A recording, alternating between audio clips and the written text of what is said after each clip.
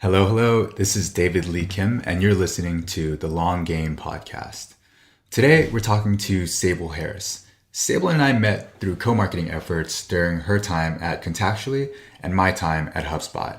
Since then, she has moved into various roles as director of marketing at tech startups and has built communities, teams, and companies.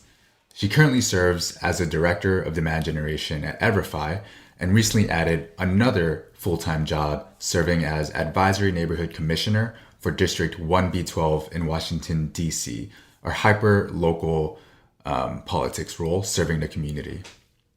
This conversation covers a wide range of topics, including therapy, what it's been like balancing two full-time jobs, how she thought about each transition between jobs, and her long-term goal for creating impact using her skills she's developed as a marketer. For myself, with a background in tech as a product manager and marketer, it seems we might sometimes fall into this narrow view of career development as staying in tech and moving up the career ladder.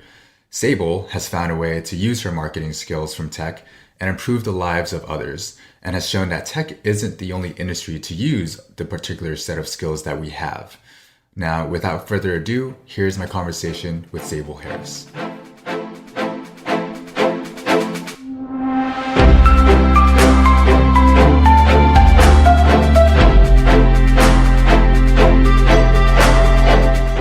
Sabel, it's good to get to chat with you again. We chatted about a week ago, and now we get to have about an hour and a half together. Sounds like you've had a crazy week.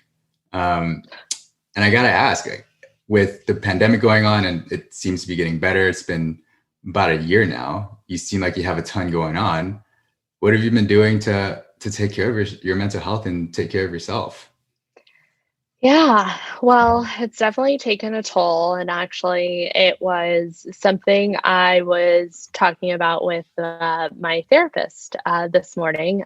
So I feel really privileged and fortunate that I'm able to go to therapy and I do go to therapy. So I actually go to therapy at least once a week. Um, and sometimes it's twice a week. So I also do something kind of interesting that I think a lot of people don't know about or don't talk about, is that I go to group therapy, which means I meet with kind of the same individuals every week. And for me, it has been a really life-changing experience. It has helped me develop a lot of kind of interpersonal communication skills. And really, it's allowed me to kind of take a step back and think about my own emotions and how those are at play in my everyday life and how I work through certain emotions and conversations. So it has been very life-changing. It has also been really life-changing to do therapy during a pandemic. So everything is virtual.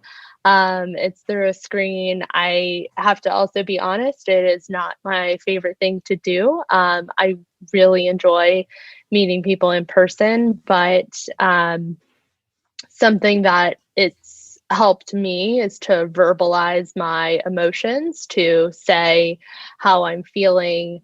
And because we can't pick up those physical cues anymore. But that is one form of self-care. And I realize a lot of people may not have that opportunity. It may be really hard to access therapy, whether through insurance. It's too expensive. It is very expensive. Yeah. It's hard to find the right person.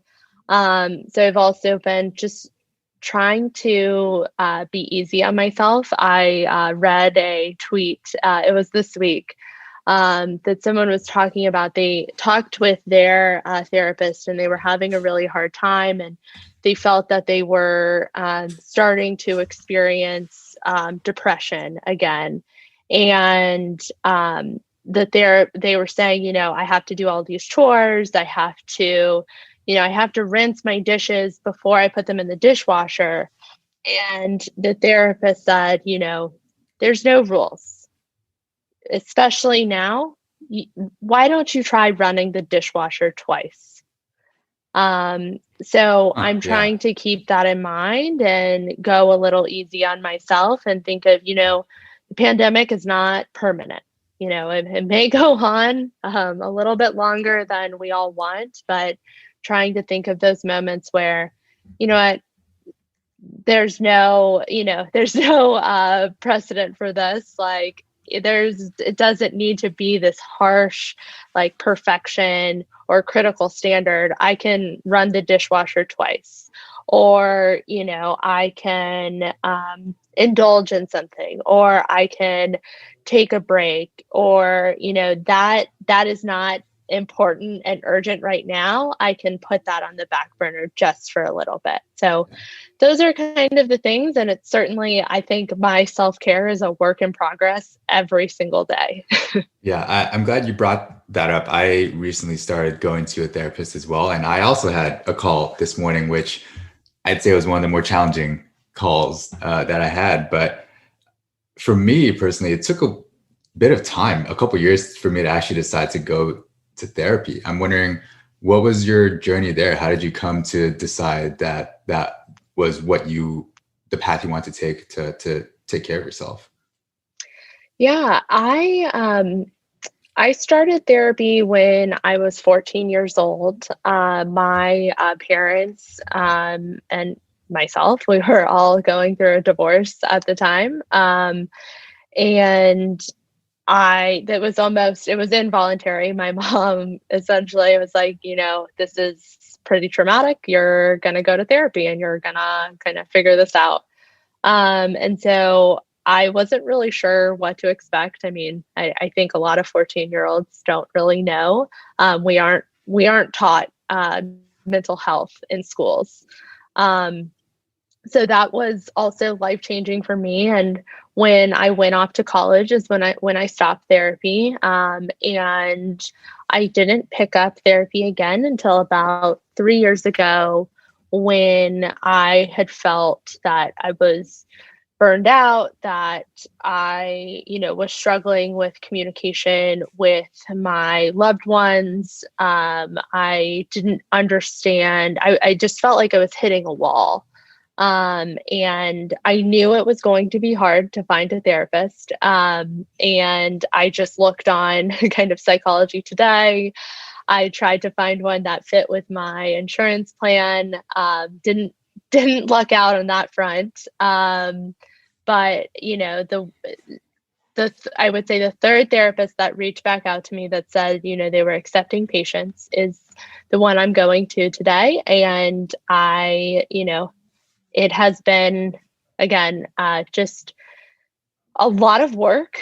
It's not easy. I think people think, oh, this is just a session where you vent and you talk about, things that are going on in your life, and that, you'll like feel better about it after, or, oh, they're just going to prescribe to you things. And it's not a venting session, because it's almost like when I do talk, I figure out kind of the homework that I need to do after, and the things that I have to continuously work on. And two, my therapist is not a psychiatrist and cannot prescribe medication.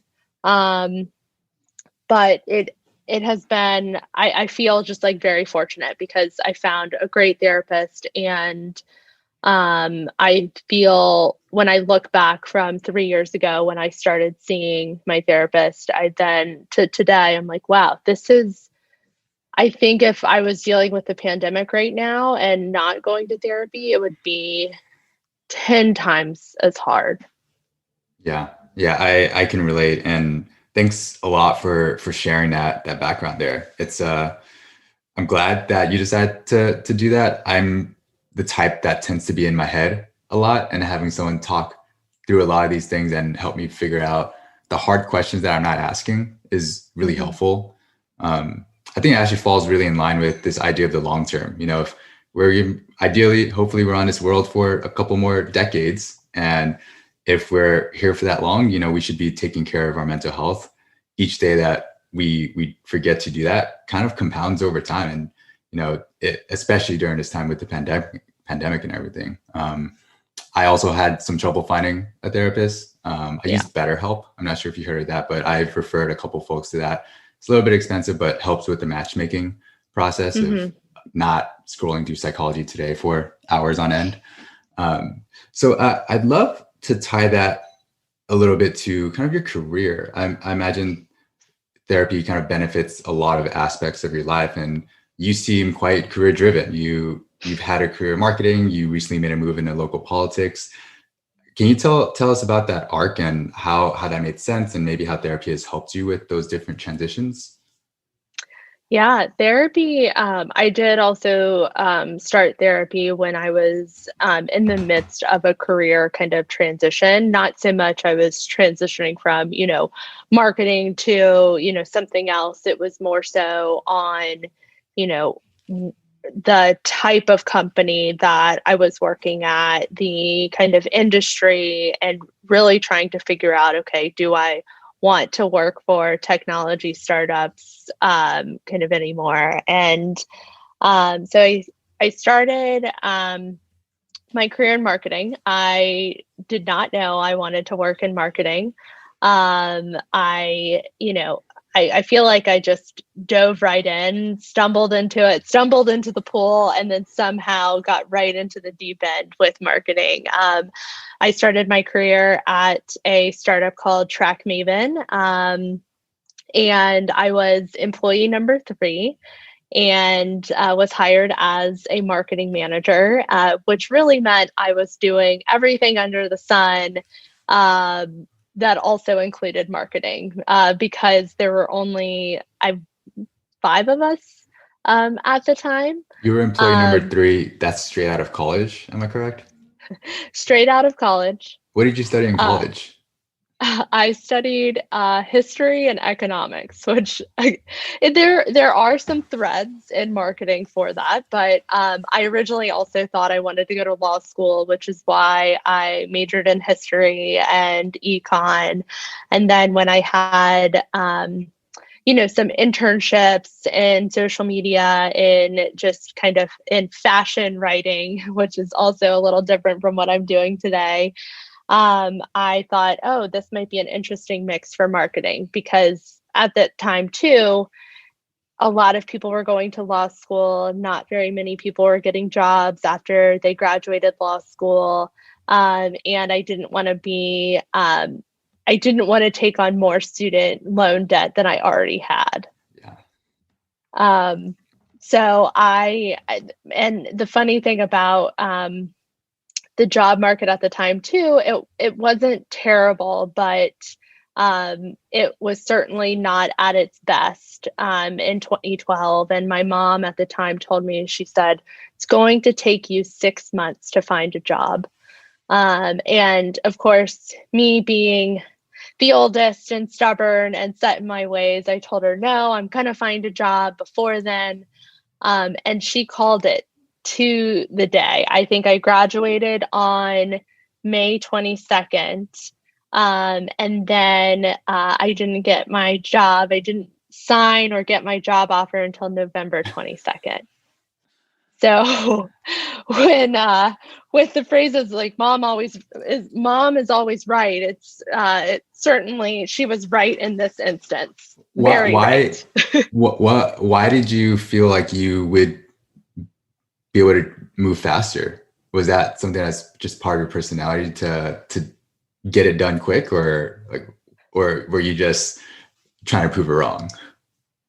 Probably a little bit of both. Okay. My personality is very much like getting the job done. I, really enjoy, I think before, probably now it's a little different. I enjoyed moving very fast, learning a lot, which is how I found myself kind of in the startup sector. And, that's how I landed at TrackMaven. It was through, I tried to interview at one startup, and then the person who I was interviewing with actually, and she's one of my best friends now, she recommended me to the CEO of TrackMaven. His name is Alan Gannett. And then kind of the rest is history. And I jumped right in and worked there for almost 2 years, built the marketing from the ground up, but was feeling really burnt out after I did that. I think I learned a ton and got a lot of incredible experience. It's really where the foundation of my marketing career was built. I also had the fortunate opportunity to market to marketers. So it was a very meta It's a very learning special experience. job. Yeah. Yes, Yeah. it When I is was at very. HubSpot, we joked about that of we're marketers who are marketing to other marketers on how to use marketing software. So you Yes. mentioned this personality trait of moving fast, getting it done, and looking through your bio, you've moved through many companies over the last couple of years. But you said your approach to things might have changed. Can you tell us a little bit more about how that has changed and kind of your approach now? Yeah, I think in my 20s, I was very set on moving very fast. I still am very ambitious, and I think it's a great quality that I have. But I, was determined to move up the career kind of ladder. I, had a goal that I wanted to lead a team that, I really enjoyed kind of building that marketing, but I wanted to do it at a larger-ish scale. So I think, I don't think it was a detriment to my career, but I think, as I have some more years under my belt and learning kind of what I want, where I do like to work, the things that I like to work on, I'm finding that I can slow down a bit, there's not a rush to get to, the CMO role. I would love that.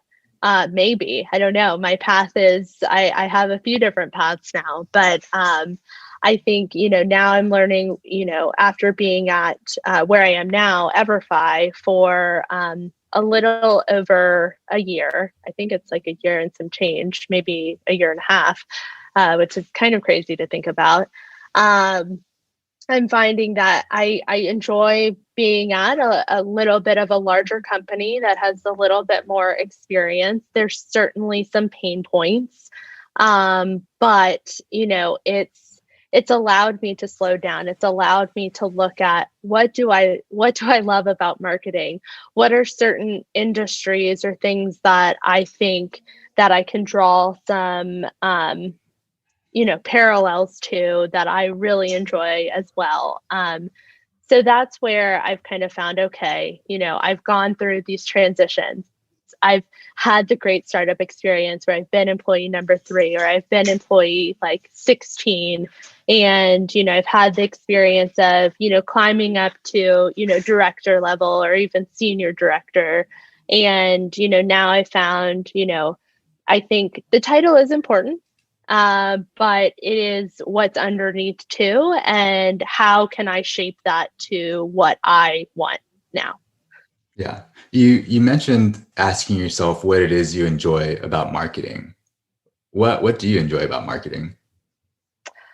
I really love the people aspect. So, which is a little bit on kind of the sales side. So, I love hearing about, people, what drives them forward, what their headaches are, what, you know, um, they're finding really interesting about the product. And, I love being able to then convey that back through content, through the web, through social media, and really building out kind of that community.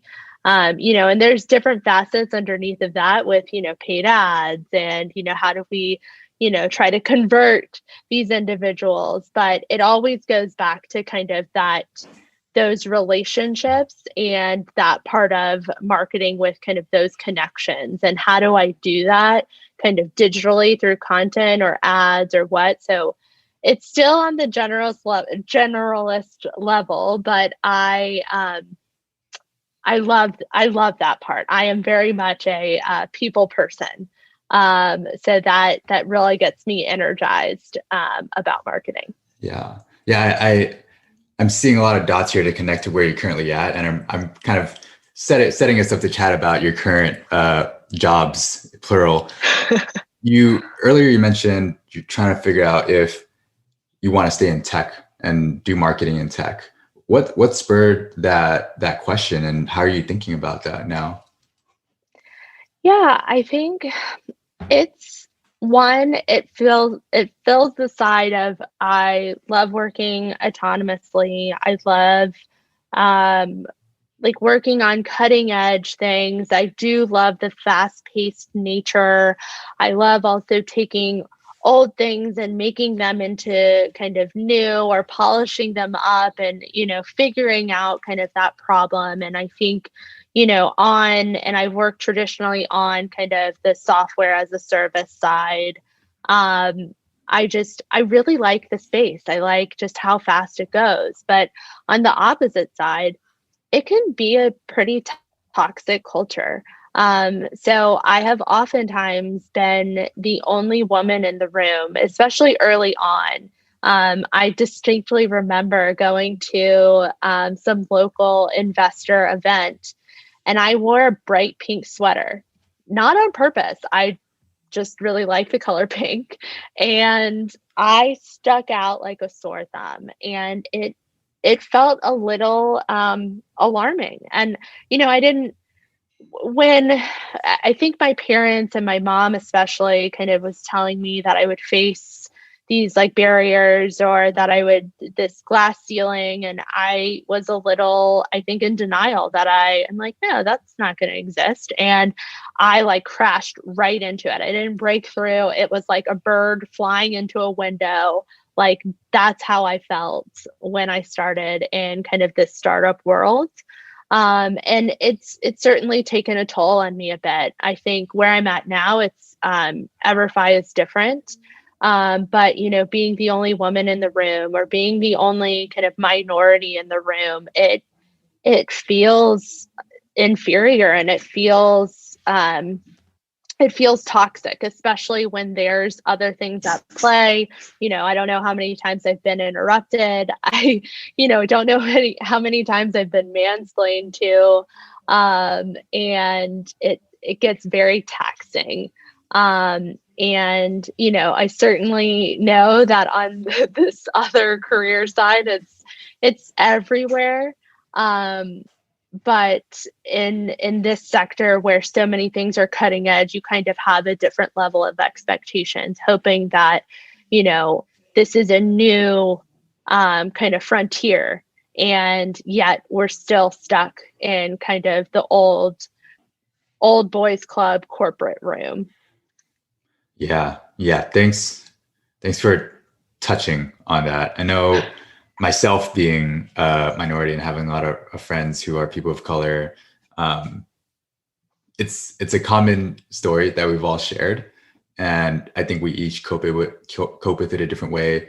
I've been asked, like, do you feel like, as a Southeast Asian brown man, if you've been overlooked for some things? And the straight up answer is, I don't know. Like, maybe. Yeah. You can't really for sure say. It's people are going to deny it, but you're going to feel that. Yeah. I'm wondering, you started off in tech, you were there for many years, and it looks like you've moved out to a different space. What are you seeing in not the non-tech world now?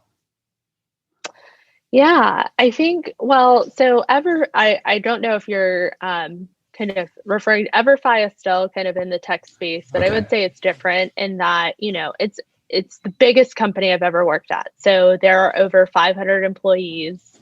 I don't know everyone's name. Everyone doesn't know my name. We're all now in a pandemic. We're all working remotely in different areas, but there's a better support system. So I am a part of our professionals of color affinity group. So that has been very supportive, and that has been very helpful to me, where I don't feel lonely, where I don't feel like, I'm making this up, or and I've developed a closer relationship to our SVP of diversity, equity, and inclusion. And that's been so helpful to me. And I genuinely feel the that it's not just well-intentioned. I think a lot of individuals at EVERFI are really trying to make a positive impact. And EVERFI does straddle kind of the tech space too, because it's an education technology company. So there's components where it is the offline world, where we have a schools team reaching out to teachers, to school districts. And then we have our kind of other side where I'm at is we're trying to reach out to sponsors to sponsor critical education like mental health for these schools. So it's been a nice bridge, because the other side that I'm in now is in kind of the public sector with local politics. And that side, it's almost the tech world prepared me for this side, where some things that I'm finding and people are like, oh, like you'll get used to it. And I'm just thinking to myself, I've been there. This is not the first time for me. Yeah. I think that's sort of a good segue then to start asking, tell us about how a background in marketing ended up in, well, you moving into some local politics, your experience there, and it seems like there's common threads between your work at EVERFI and your decision to move into local politics. Yeah, so I've always loved politics. You don't hear that often. I've stayed in tune with it. I have, I love kind of consuming the news, kind of trying to understand what's happening. And I never really knew how to make the transition.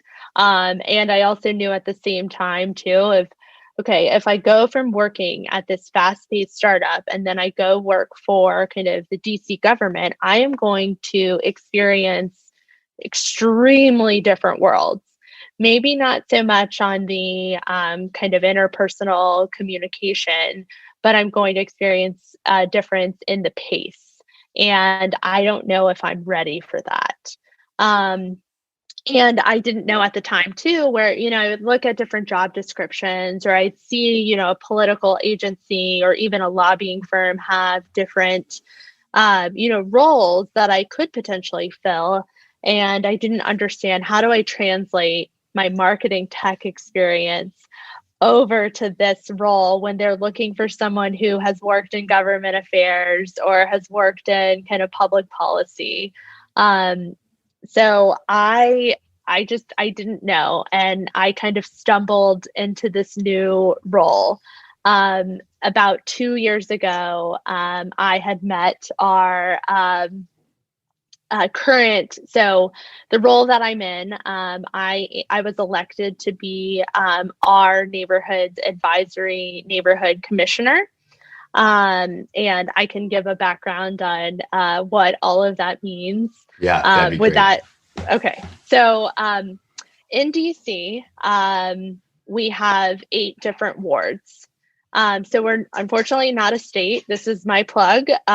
Anyone listening, please contact your local representative and let them know that you would like DC to become a state.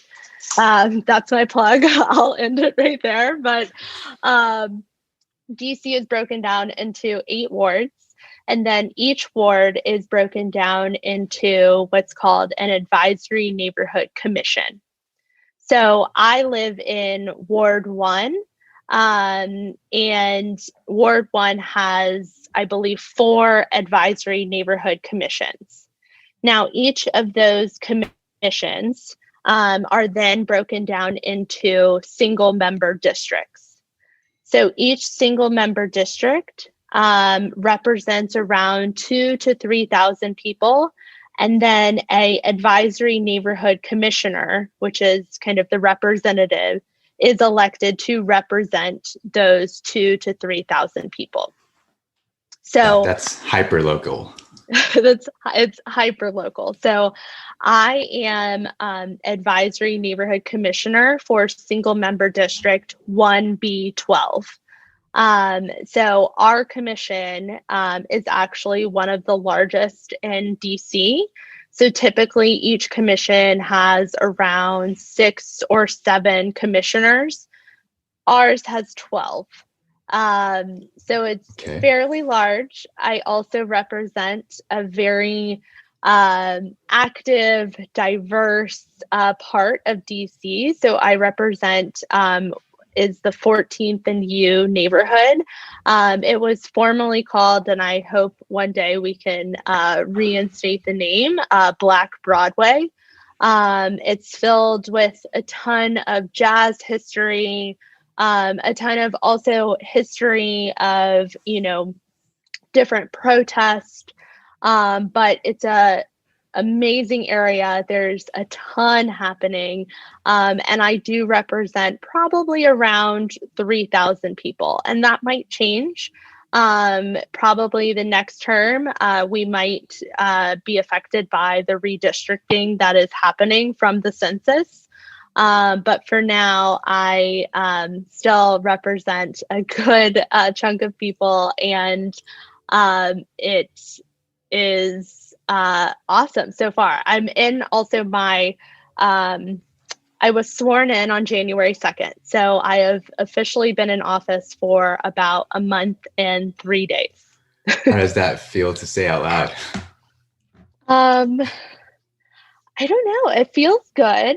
It feels like it's been longer with everything that is happening in my district. So, and last night I was just elected to be the co-chair of our Zoning Preservation and Development Committee, which handles a lot of private residential kind of zoning things, whether that's permits or what. But it feels like it's been a long time, but it hasn't. So, I mean, in my neighborhood, we have, a kind of mid-sized development happening that's going to require a lot of work, and that's right across the street. Then we have a huge development happening that's also right across the street. It's the Reeves Center, which is a big kind of municipal building in DC, but it's very underutilized right now. There are plans for the NAACP to relocate their headquarters there. But yeah, that will be huge, and that will take a lot of time. And then I have our kind of energy, or our gas company called Pepco. They are working on a huge project in my district called our Capital Grid project, which affects all of DC.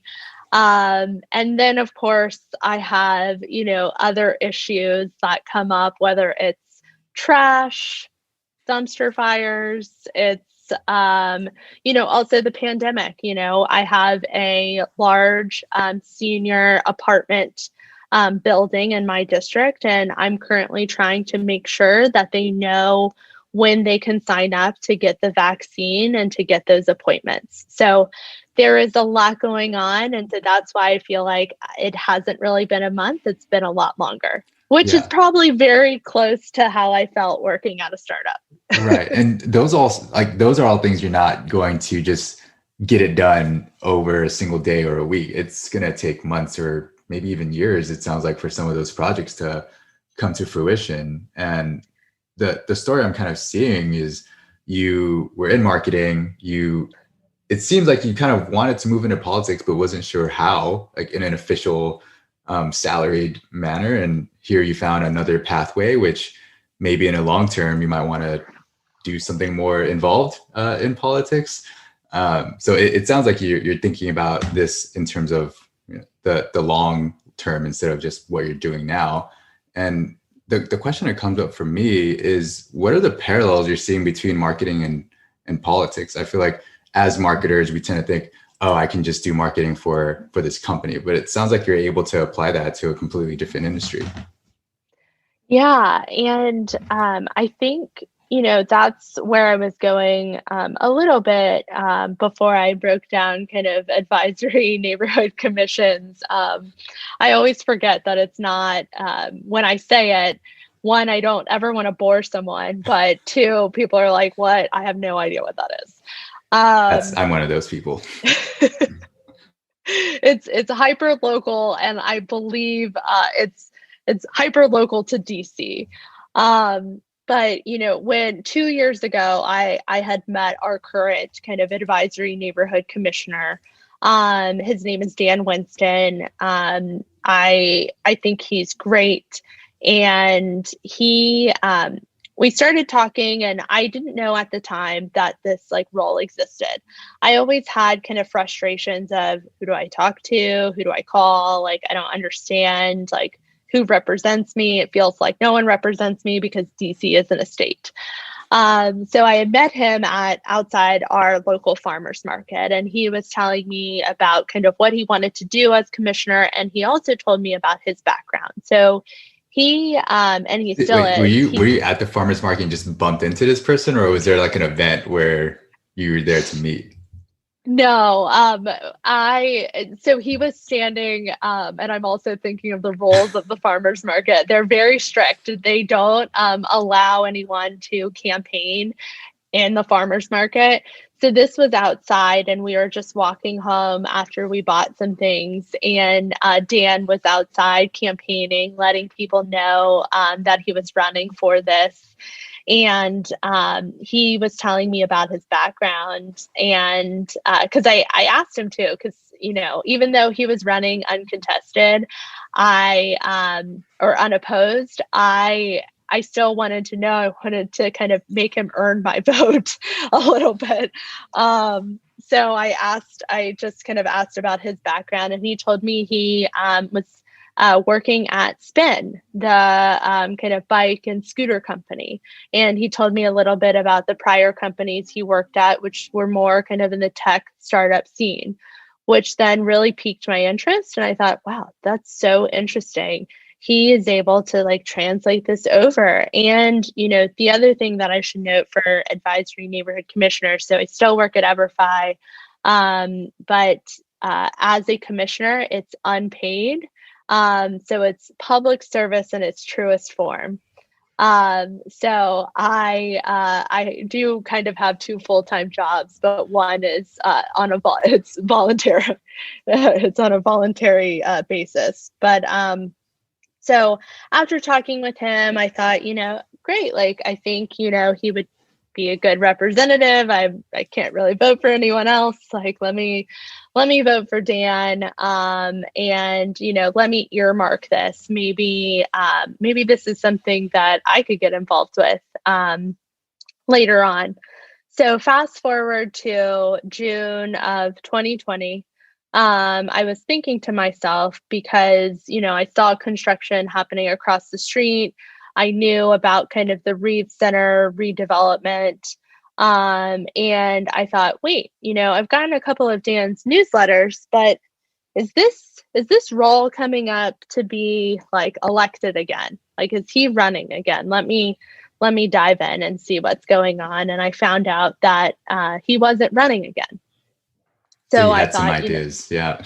Yeah. I was like, okay, maybe I'm going to try this out. And I, looked over the process, looked over, what I needed to do. And I would say, so there is a formal process, you have to pull like petition papers. I had to get signatures for people to get on the ballot. And I think the limit this year, it was, you had to get, I think 10, and I did get 24 because I wanted to be that overachiever, but also wanted to make sure that like there was no disputes on if these were signatures from people in my district and that they were registered to vote.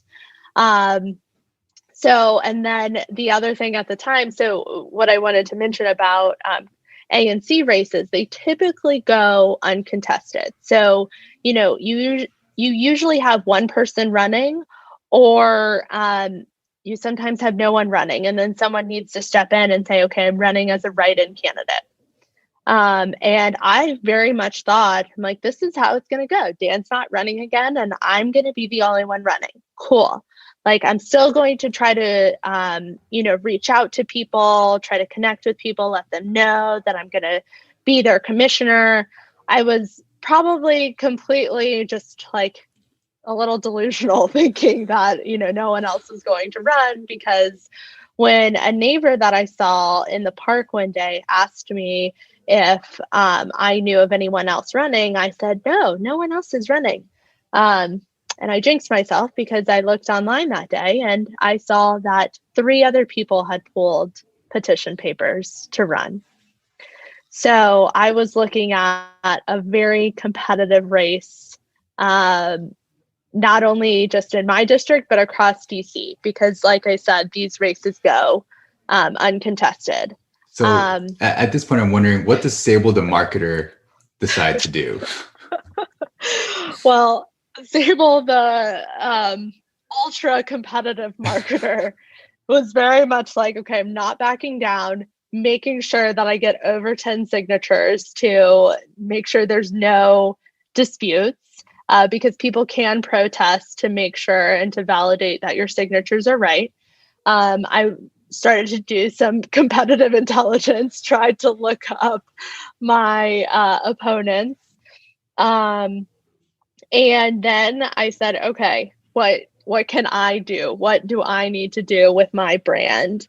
And this was one of my gripes about politics kind of in general, is when I look at a lot of these emails, when I look at websites, they're stuck in kind of the early 2000s. And I'm like, why? Like, we live in 2021. We can have like great websites. We can have great user experiences. We can have great brands, and it can look nice. And you don't have to spend a lot of money.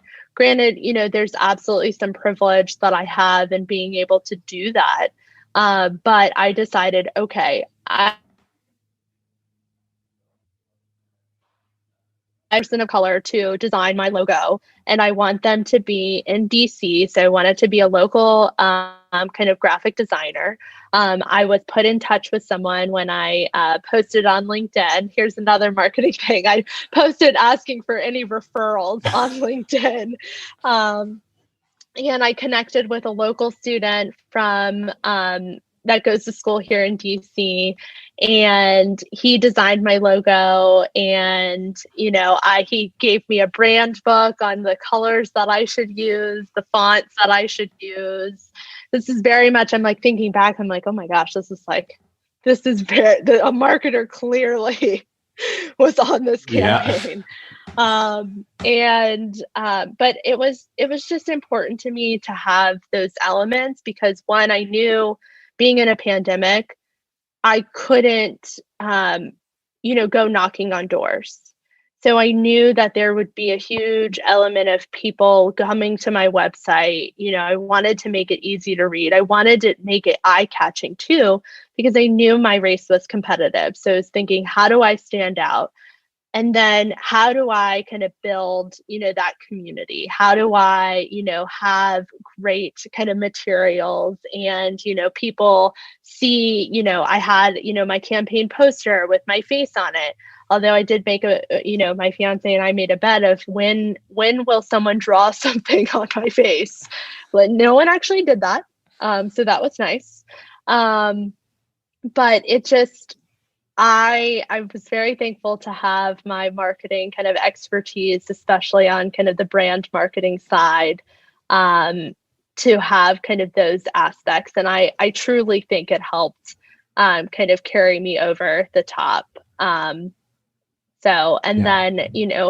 we can get into the campaign aspect of, even, I think that probably touched on my like marketing and sales, maybe my demand gen side when I campaigned. Well, I think what might be interesting, you mentioned this the last time we talked, was how a lot of the skills you've developed as a marketer actually applies when you're in office, of like learning about what your audience is interested in. All that. Can you talk a little bit more about how those skills have translated over while you're in office? Yeah, and I think, when I think about our current commission, and I even think about the people who were running, none of them were marketers or are marketers. So I'm kind of an outlier in this, and I had, at the farmers market, the same farmers market, when I decided to Comes full campaign, I circle. ran. Yeah, it does. It always does. When I was out campaigning, I had met someone who was actually running for council member. Completely different role. And I met the person who was running, and then I met kind of one of their supporters, and they asked me, "Oh, so are you an attorney, or like, are you a teacher? Like, do you work in education?" And I'm like, "Yeah, I mean, I work in education, but I'm a marketer." And he just looked stumped. He didn't know what to say. All he said was, "Wow, that's a really interesting transition. I've never met a marketer." Like, are you an Which, influencer or something? yeah. Like, are you trying to sell me something now? Like, so, which kind of got me a little irritated, because I'm like, what do you mean? Like, there are tie-ins to this, but it helped get me thinking exactly about, oh wait, at first glance you don't see those connection points. But then when you start thinking of, back to, what I said about, building those connections and building that community and understanding kind of my audience, that's exactly kind of what politics is. So I needed to go and look at, okay, let me look at my neighborhood. Where do they hang out? This is me probably like doing persona research. Like, where do they hang out? Like, are they on Twitter? Are they on Facebook? Are they on Instagram? Like, how do I reach them? How do I reach them during a pandemic? Like, do I send them direct mail, which I did not do? Well, I take that back. But I really tried to figure that out, to figure out, okay, how do I make those connection points? Are there any community leaders that I need to reach out to? How do I try to get to know, an influencer in the deal, which one of the influencers, or there were two, so I got two endorsements, and that was me trying to figure out this, I guess, influencer or buying center.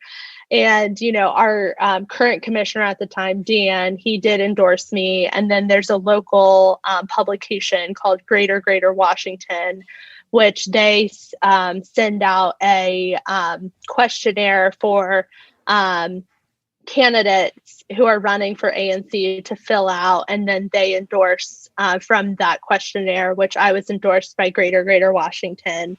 So that was awesome. But then, I looked at other ways of like, who could my potential constituents be? How do I get to know them? And so, as I mentioned, there's a large senior apartment building in my district, and which means there's a lot of people who are at high risk of, getting COVID. And so I couldn't go in there. I couldn't, go knock on doors. I couldn't, try to, meet with them.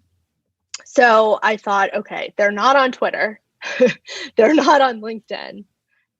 Maybe they might be on Facebook, but, I'm not going to be able to serve them ads at such like a hyper local rate.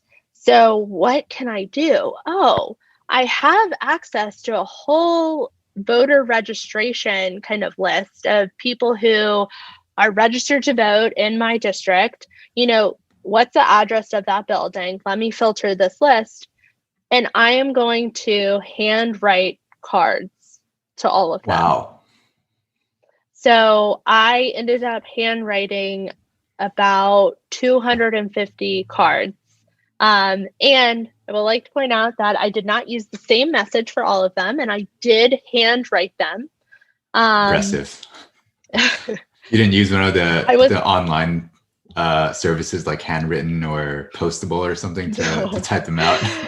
No, I mean, that's the other thing is that, so I did accept donations from kind of friends and family, but people can only donate up to $25. And I didn't want to kind of rely on that.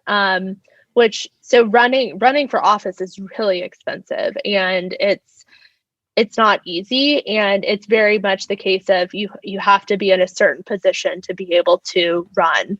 And you can certainly get donations and things, and I mean, this is probably a completely separate topic about kind of campaigns and campaign finance, but I just, the big part of my campaign was I wanted to connect with people in my community. I wanted to get to know them and show that I cared. So it was important to me to handwrite these cards one by one. I would sit where I'm sitting right now, and I had my postcards over here, and the local print shop that I used actually put all of the addresses on there for me, which was nice, because I'm like, ooh, yeah, that'll probably be easier if they do that.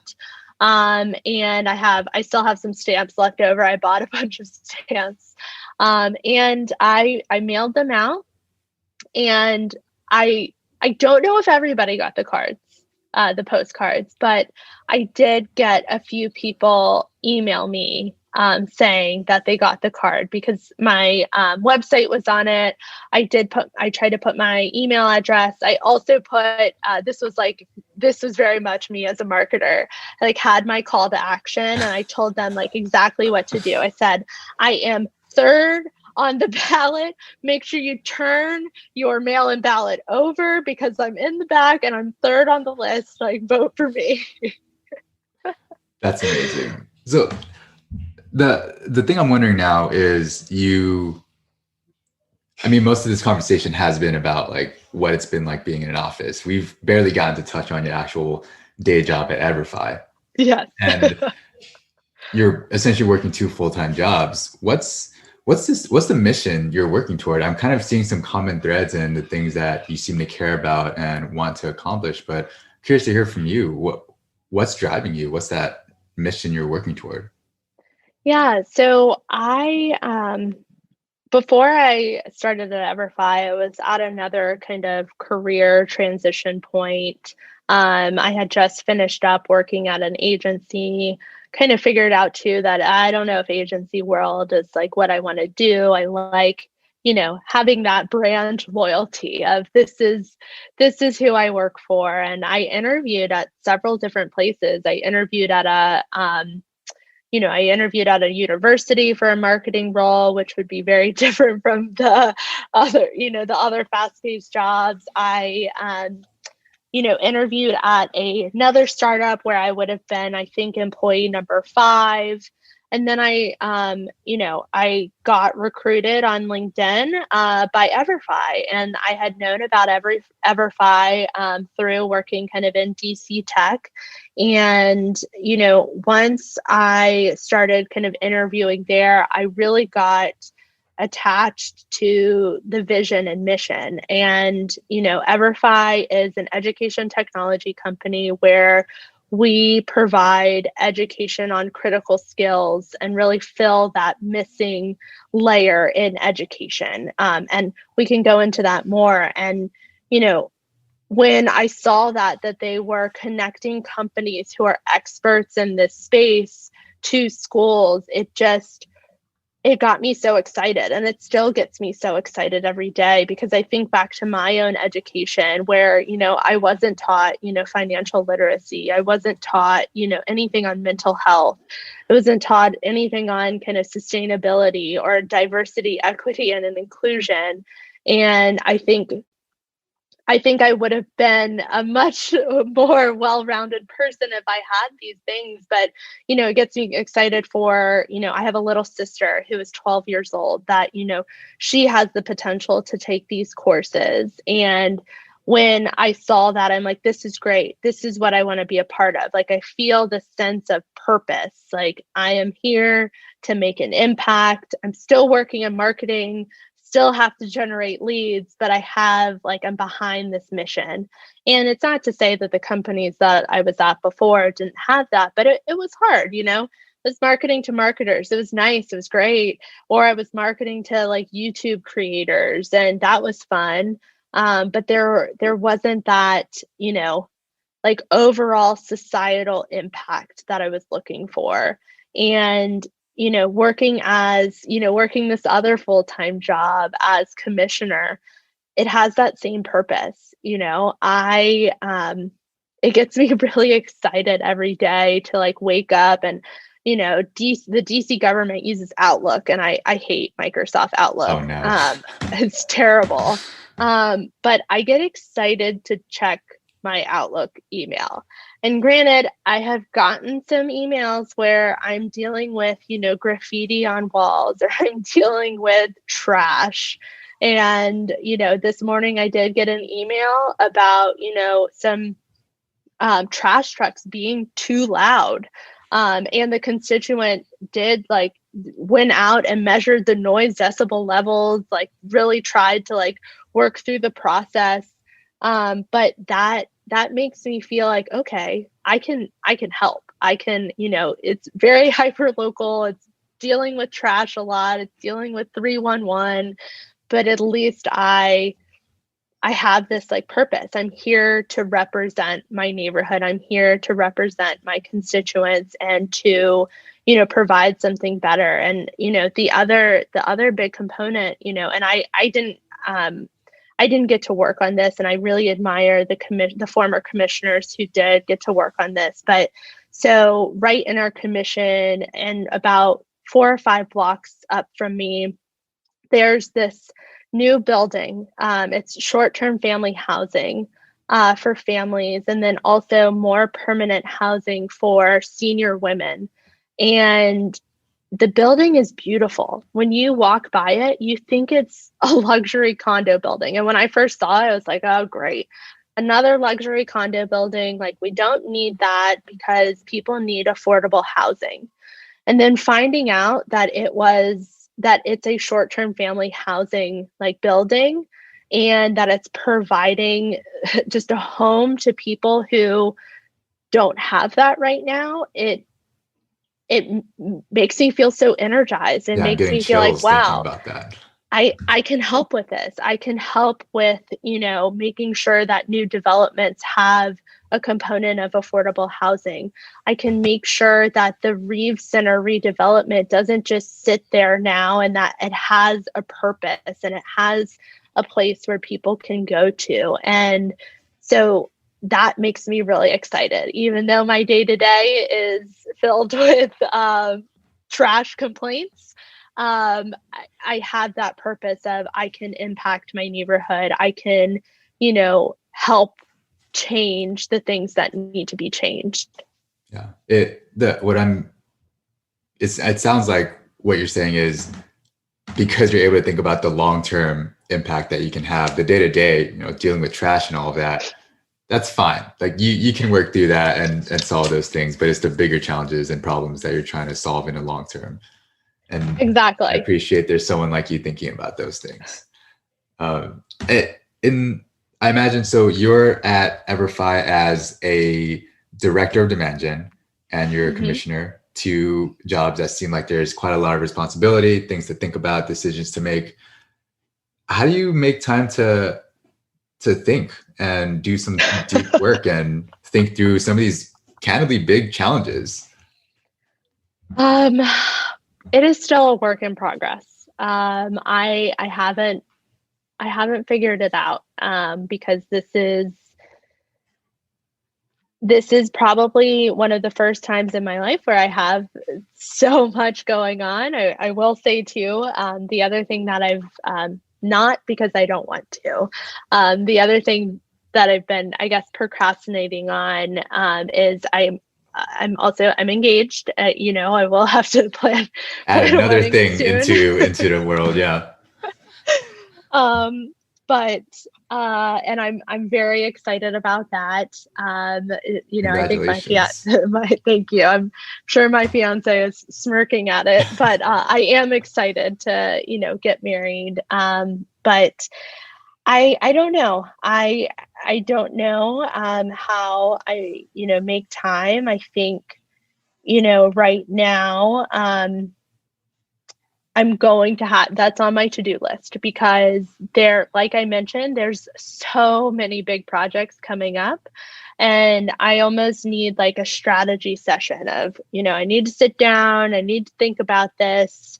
But I think, I don't know, I'm really excited about it. I'm excited. I'm like, you know what? I need to take a step back and I need to do that. And what I need to do, I think what helps me is when I sit down, I close my computer and I get out my notebook. I have a separate notebook for EVERFI, and I have a separate notebook for my ANC work. And, one, writing out everything that kind of needs to be done.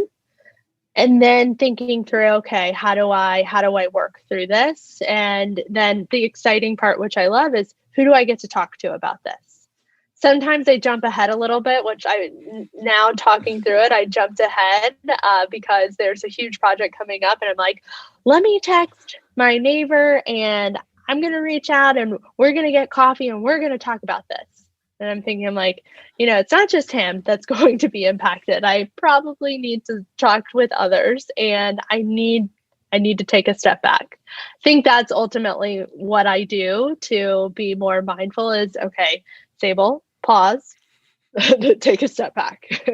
Yeah, I think it'll be comforting for a lot of folks listening to this that someone with so much on your plate doesn't exactly have everything figured out. I think that's something a lot of us learn as we go through our careers is no one really has anything figured out. We're all figuring it out together.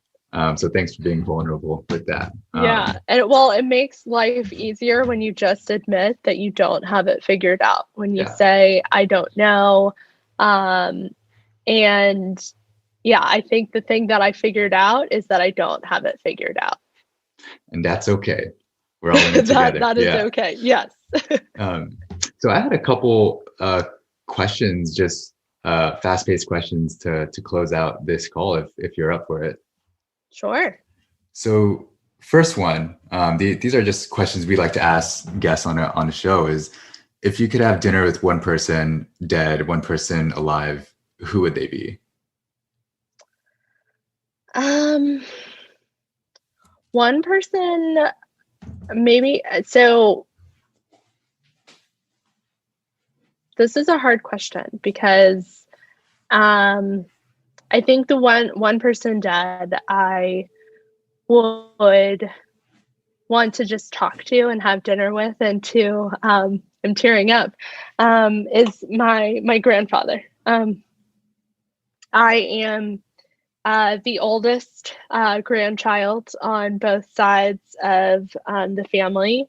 The age gap between my cousins is pretty big. I think the second oldest, grandchild is a cousin on my dad's side, who is, 24, like trying to figure out the age. And so that's about 7 years or so. And, the reason why I'd want to have dinner with him is because I want him to be proud of me and I want to kind of give an update and a lot of, when I think back to, my childhood with him, and he passed away when I was 16 from colon cancer. And I, he told me some things that definitely made me upset. He's like, you should go and you should go into the military so then you don't have to pay for school. And, thinking back on it now, I think he was just trying to look out for me because also I'm thinking of my student loans and I'm like, oh gosh, probably should have done that. But I want to give him an update. And he was into politics. He was even though my dad's side of the family, they, live in Waynesboro, Virginia, which is Western Virginia. He was bright blue Democrat. And even though as commissioner, I am, it's nonpartisan. I am a Democrat. But I just would want to update him and tell him about, my life and where I'm at and, how he's influenced me and, give him a chance to be proud of me, which I know he is, but, just would want him to see where I'm at now. Yeah, I'm willing to bet he would be very proud of you. Yes. Yeah, thanks for being vulnerable and sharing that. We can talk about that some more if you'd want. But I appreciate you being open to sharing that.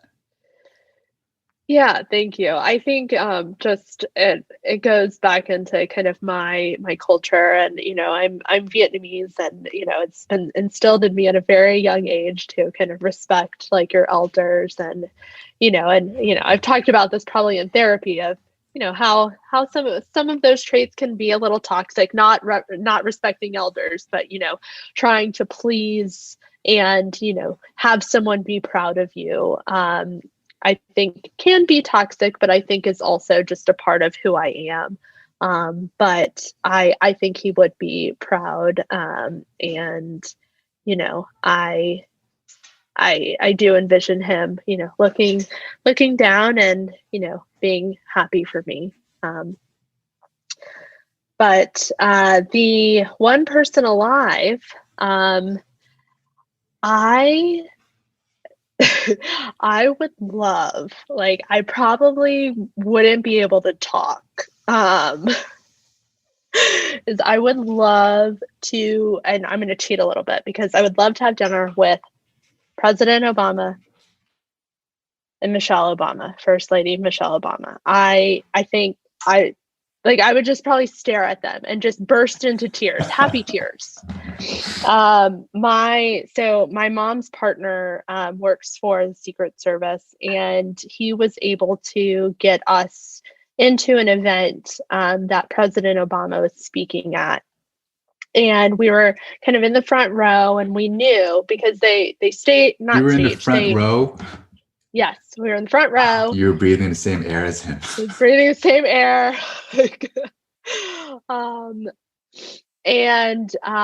We knew that he would come around and we could shake his hand. And I was ready. I was so ready. And when he came around, I was also thinking, I'm like, what do I say? Like, do I have time to say anything? And I knew I wouldn't have pretty much any time. And I went in, I shook his hand, and I just had a smile on my face, probably the biggest smile, and then just tears running down my eyes. Just I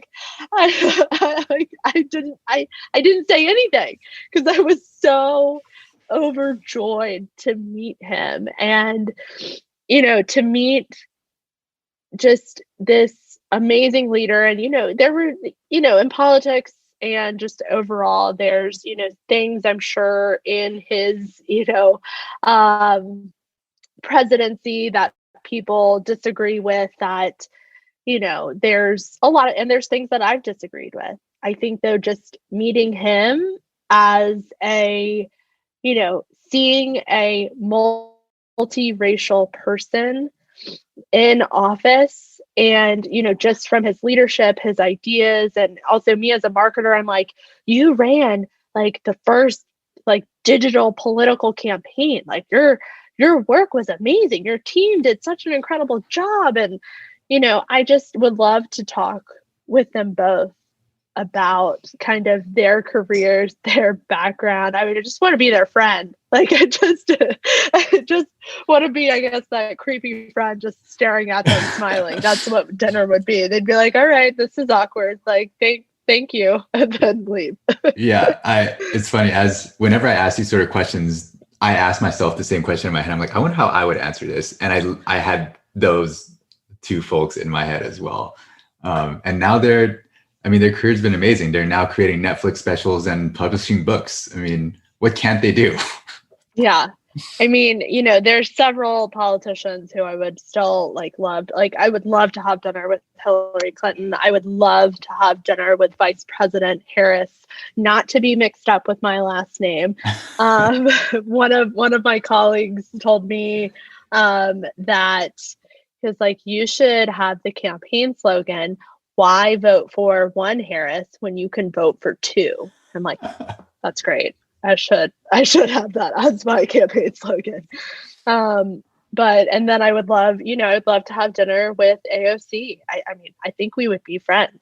I think you're one step like, closer now to doing that. I know. I think we could be friends. Like I'm thinking, I'm like, if I were to run for something else, maybe her and I would be friends one day. So your mission is actually just to become besties with AOC. Yeah, exactly. That's my new campaign, I guess, promise is I will become best friends with AOC. Oh no, I might eat those words one day, but. And so my next question is, it might be a similar answer to what you just shared, but who do you admire professionally and why? Yeah. I think I always think about this because there are marketing influencers that, I read every day that I admire, and, I look at their careers of, okay, is that a path that I potentially want to follow? But I think, right now for me, who I do really admire kind of professionally is AOC.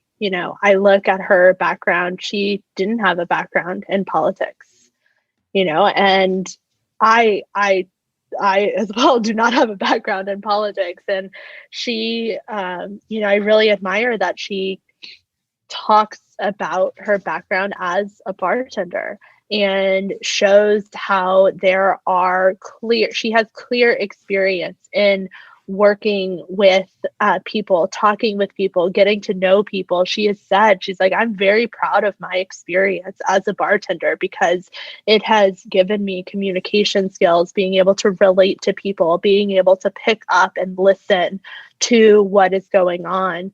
And I really admire that. I admire her confidence to be like, this is who I am, this is my background, and take it or leave it.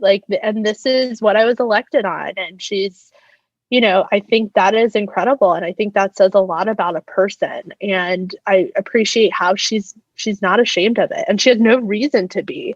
And so I'm like, you know what? I have that too. I was not a bartender, but I'm a marketer. I understand how to build audiences. I understand how to reach out to audiences. And, this is a big facet of being a politician. So that's who I admire professionally right now. And, she's a marketer too. She knows social media. I believe she just gave a kind of workshop with other Democrats in the House on how to use social media. So no way. Wow. She did. I'll if I find the article or if I find the tweet, it's probably in a tweet, I'll send it to you. But she did. I'm like, oh, yeah. She's a marketer. Times are changing where they're talking about how to use Twitter, specifically for politics. Just last night, my grandma was like, we have a smart TV and she was asking me how to open up YouTube. I was like, how do you know the word YouTube? She's like this old Cambodian lady. I'm like, wow, times are changing, huh? That's really cool. I can understand why you respect her, and her story is incredible, how she's gotten to where she is. It is. It really is. And no matter what side of the aisle you're on, you cannot, she has won just in such a short time because she was just elected in 2018. So it's not she's had decades of this under her belt, but she commands the attention. She stands her ground. She has, great policies. She's not ashamed of her background and her beliefs. And I think that is so powerful. Even if, you're a Republican or a Democrat or an independent, it is incredibly powerful.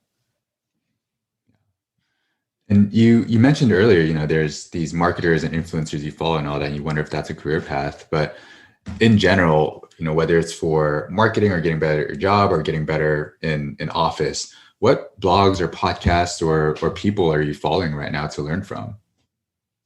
Yeah, well, my Twitter account it has changed a little bit more to the local side. So there's this little it's like joke, but it's not really a joke. It's like ANC Twitter, which there are all these commissioners, and it can be kind of like an echo chamber because I'm like, what constituent is following this? This is like we're just all talking with each other.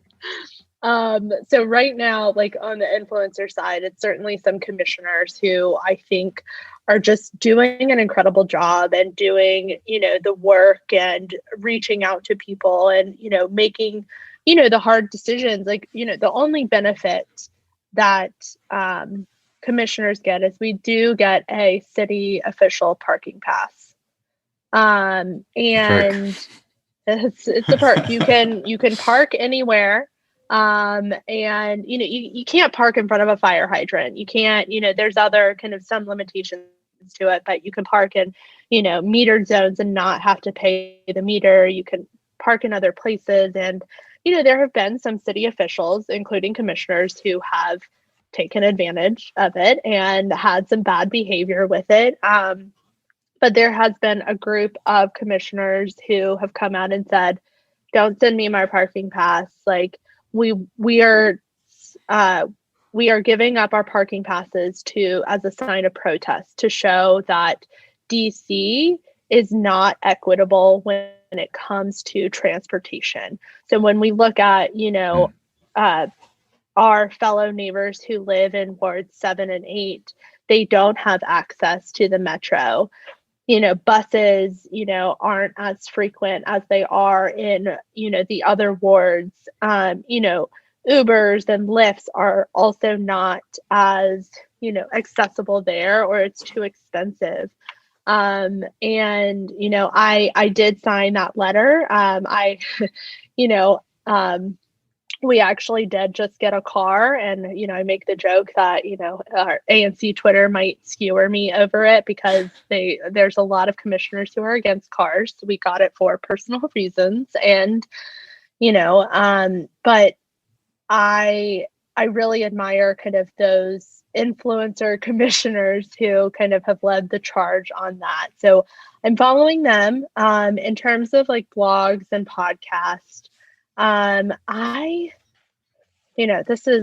this is probably one of my like guilty pleasures. I follow I follow a lot of marketers on LinkedIn. You've got Dave Gerhardt, that, my colleagues love. And I started following him because all of the marketers at EVERFI liked his content. So it would be automatically shown to me. One of my former colleagues, her name's Katie Mitchell. She has grown her LinkedIn following like overnight. Not overnight. It's been like over several months, but she went from, I think like 1,000 connections to she probably has like over 30,000 now. So I do follow kind of what she says, and I just generally on the marketing side like to just talk with my peers and follow my peers on, what they're doing and kind of what they're saying and what they're talking about. But my guilty pleasure on like the blog and podcast side is kind of like I listen to a podcast all the time called The Sporkful, which is a food podcast. It's great. It doesn't, it fills more of my self-care side instead of like my actual like marketing side. And then I do love like after working for a company, like marketing to YouTube creators, I love like there's a big pool of YouTube creators that I like follow and watch. There's this one man who I do consider a friend. His name is well, his YouTube creator name is Belief in Fatherhood. He does an incredible job at producing his own music. The editing work, the animation that he creates is phenomenal, and he does it all himself. He does, I think, have some help here and there. But when you look at these YouTube creators, they're their own kind of production movie studio as like one person. And I think really highly of these creators because I've seen how hard kind of the work is. But and then there's others. There's this one 19-year-old that I follow, and I know that her videos come out on Fridays and Sundays. So I'm like really excited for the weekend. Her name's Mia Maples. I also saw she went from like I think like 400,000 subscribers to over, 1 million to now like almost close to 4 million. And this journey of just, their content that they're creating, and then kind of they find like this like viral moment, and then they like their growth explodes. And, she was reviewing Wish products. I've never bought anything from Wish, but here I am just Wish? Like engrossed. So wish.com is like, I don't know how to describe it. It's all of these just like sometimes random products, and they can be anywhere from like free and you just have to pay shipping to like thousands of dollars. You just go on like Wish, I think it's wish.com, and then it's hard to describe. It's like Amazon, but worse.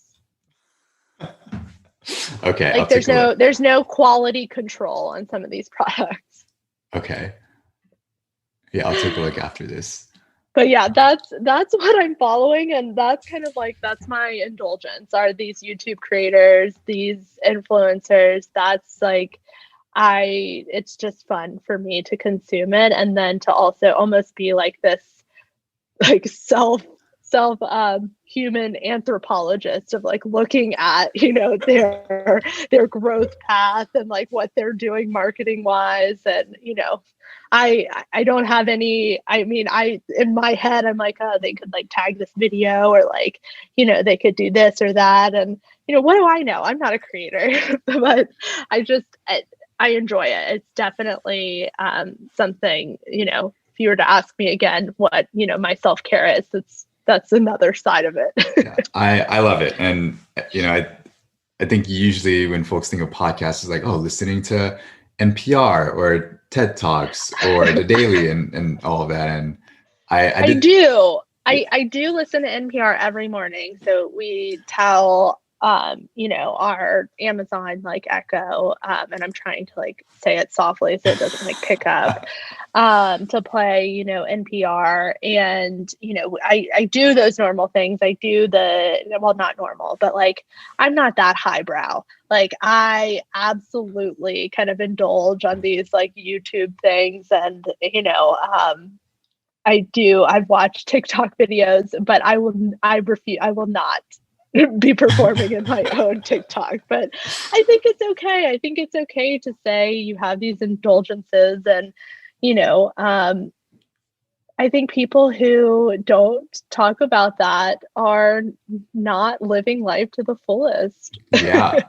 For me, my form of self-care was to stop listening to NPR, The Indicator, The Daily, because when all of this pandemic stuff hit, that's all they were talking about. I'm like, I'm living this already. I don't need to hear the stats every single day about these things. And I just started watching more Netflix shows. I just watched Narcos Mexico, and it's about drugs, but I'm like here as a marketer and business person, like, wow, these are fascinating businesses. Like, how they get these deals? And like watching Mr. Robot and stuff, it's definitely, that's probably better quality than like I watch. Like, I definitely indulge in like Bravo shows, and I look up, and I do. And me as this anthropologist or even marketer, I'm like, ooh, let me go look at their Instagram.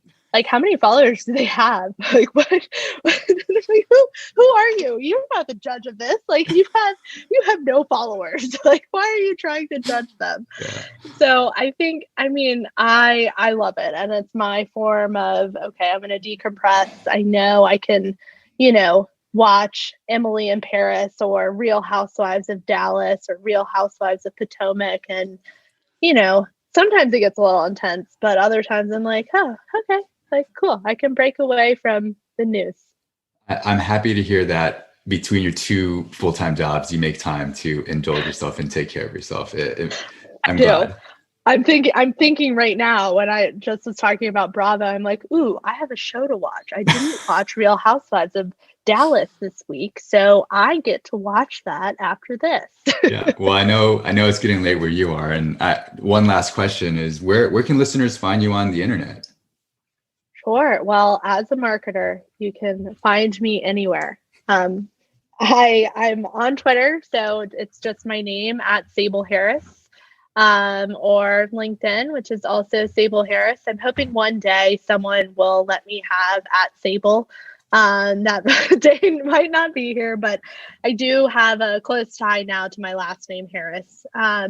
So on Twitter, on LinkedIn, on Instagram, all of my accounts are at Sabel Harris. Well, Sabel, it was great getting to hear about what you're working on, what you're passionate about. It's really clear that you care a lot about the folks that you're serving, and they're very lucky to have someone like you working for them.